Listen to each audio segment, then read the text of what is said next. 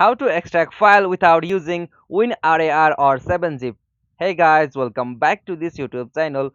Today I will show you that how can you extract file without using WinRAR or 7-zip. So let's get started. On this process, at first you'll have to open the file manager on your PC or laptop. Alright, so after you open the file manager, you'll get such interface. So from here, you'll have to just point out or select the zip file folder whom you want to extract. So simply from here, I will select this one. Alright, so in my case, this is the zip file which I want to extract. So for that, you'll have to just right click on that folder. Alright, so after you right click, you'll get options like extract all. So simply you have to click on that option. Alright, so simply from here you can choose the destination where the extracted file will be saved. So simply choose the destination from here and click on this extract option.